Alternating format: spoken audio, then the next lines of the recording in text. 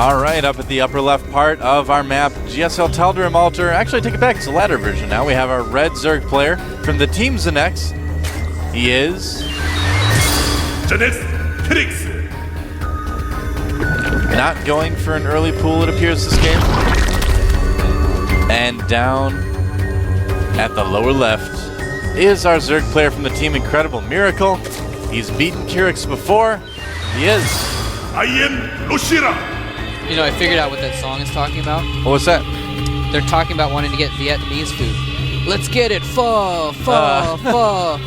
That's pretty good soup, man. I love that stuff. I do too. Yeah, it smells great. You know what else smells great? All ebook. Well, that, and then Pepsi, and also G-Skill. I love the smell of RAM in the morning, man. So good. It does. You're just like building a computer. I don't know. Yeah. I'm serious about that. Like when I'm building a computer, I love the smell of like computer parts. Am I just weird? Is that just weird that I like that? I don't know. I wouldn't say so necessarily, but I've never particularly noticed the smell of computer parts. Well, try it next time. All right.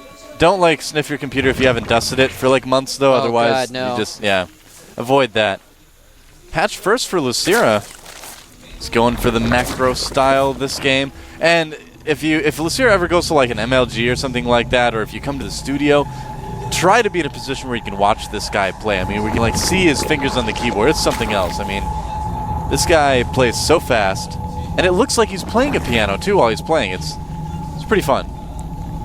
Yep. Now Kyrix has decided to go for. I actually didn't see when he got his pool, but he's gone for spawning pool first, and he got gas as well. He's just gotten 100 minerals, exactly enough to get the metabolic boost upgrade. So he's going to go for speedlings early off, and this is going to be good for Lucira since he's gotten his spawning pool later. And as we discussed the other day on our Code matches, Code qualifier matches, if you get your pool later, the defending advantage of the time it takes for enemy Zerglings to get to you is actually going to be in your favor.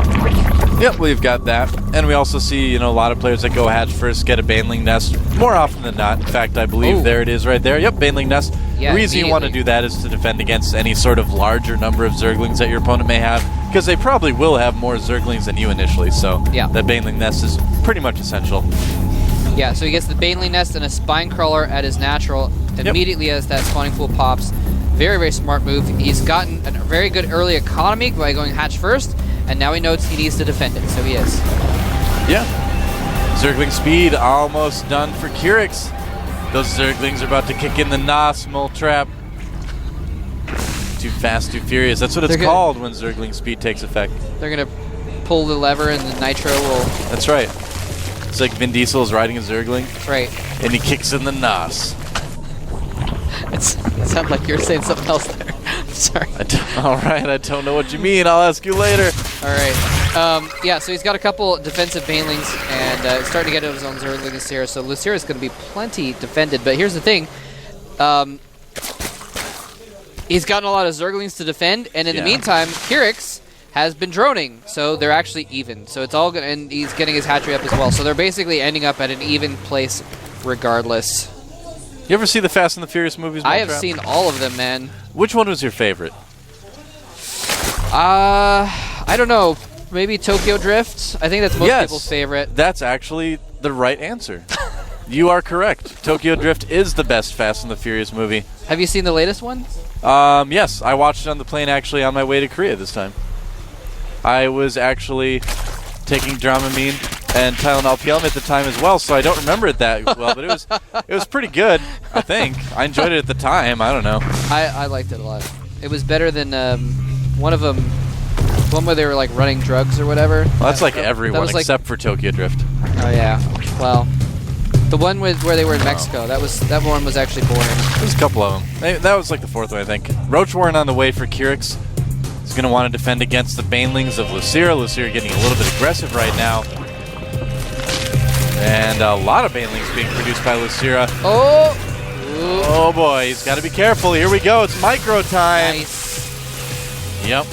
Lucira so far doing pretty good, sending those Banelings into the main. Oh, if he lets those into his main supply line, that'd be bad. He takes out one with his Zergling, but the two are going to get into his main supply line. He gets 4 drones. Oh yeah, he only gets 4 or 5 drones there. Like 5 there. Not a whole lot, but every drone counts in ZVZ. Oh, big Baneling explosion there as well. That matters. I mean, it is 32-28 if I read that right. So a little bit of a lead now for Lucira in the drone category, but Kyrix is getting aggressive himself here. Yeah, sending out a lot of Zerglings here. Lucira is going to have more Banelings of his own. Whoa, he's got to be careful though. Those Zerglings almost getting surrounded. Oh, he's got a lot of Zerglings though. He really needs to land a Baneling hit. Oh! Wow, that's what he needed. And that's why you don't try and surround Banelings to attack them. Yeah, you generally don't want to attack. Oh, nice job getting a bunch of Banelings for Lucira there, but generally you don't want to attack morphing Banelings with your Zerglings unless you saw the Zerglings start to change. Otherwise, you don't know when they're going to become Banelings. It's too dangerous. Exactly. Yeah. Now, here's the thing. Kyrix actually has gotten a Roach Warren in the background, and he has 10 Roaches on the way, so he is going to be very, very safe against anything Lucira can throw at him right now. Yeah, in fact, Lucira may not be ready if he sends these Roaches right across the map. Doesn't look like he's going to quite yet. Yeah, Lucira has a lot of links, so actually would be ready, but looks like Kyrix is curious. Nope, different Zerg. Looks like Kyrix is going to be safe for now. Also not serious. Nope. Another different Zerg. Yep. Wow, and Kyrix is going to try and take a third here. Lucira having to put up Spine Crawlers at his natural and get a Roach Warren of his... Is he getting a Roach Warren?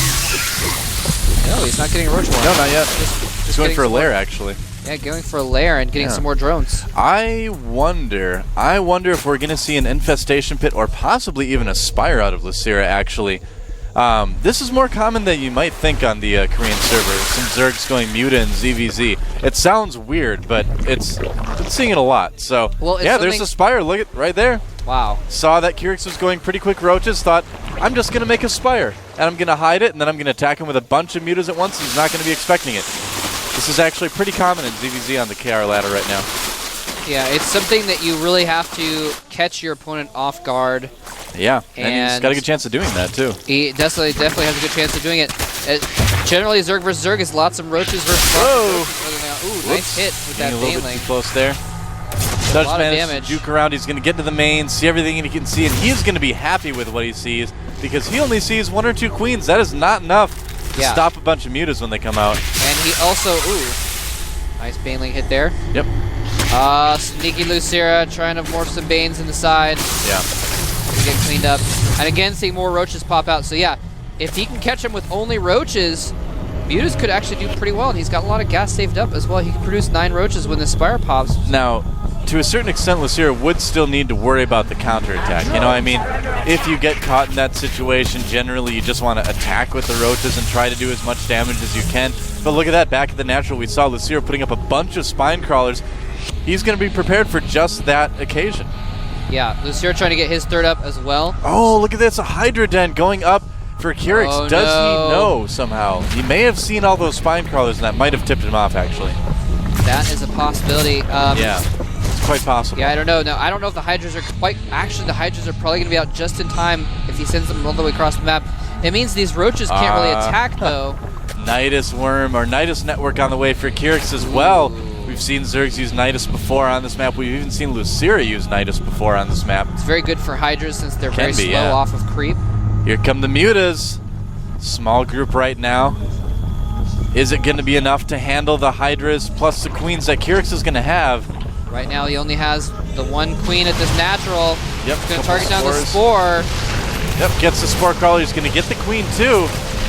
And how many Hydras is Kyrix going to have? Look at that, a lot of drones dying at the natural. Wow. It's going to help quite a bit. Yeah, the Mutas can be such a devastating thing if you're not expecting it. Those Hydras were out just barely too late. Nidus. He's done tons of damage. Oh no, Nidus in the back of his base. And wow, Lucira not reacting to the Nidus like he should be. This could be pretty dangerous. That Queen is going to get killed by Roaches so fast, or whatever decides to come out of there. And of course it is going to be Roaches. All the drones coming out now, but it's too late. Yeah, and Lucira's so distracted, he's actually fighting Hydras with his Mutas back in the main. There are tons of stuff coming out there. Nidus Worm goes down, but here's the thing, Kyrix has almost no drones left at all. These Mutas have cleaned up everything. He's sending in Hydras piecemeal. Lucira should still theoretically win this. The Nidus was taken care of. It's a bit sloppy, but he took care of it. Yeah, he actually has this game in the bag now. Yeah, how many drones did he have? He has 4 drones.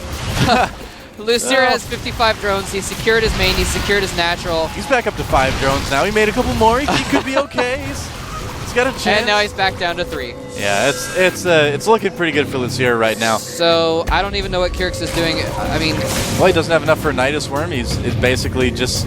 His only hope is a desperate counterattack, and he's just chilling with his roaches at home instead of counterattacking. So well, he's kind of trying to figure things out at this point. He I actually just needs to leave the game.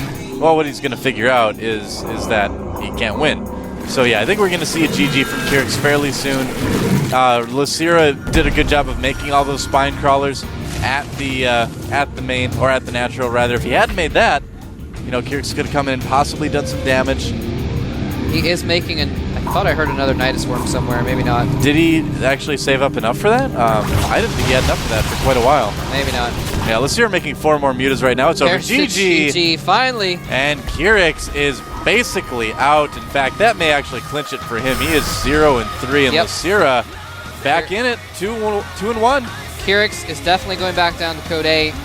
No way he can get back into this. Yep. So things looking okay right now. Not for Kyrix, though, not for that guy.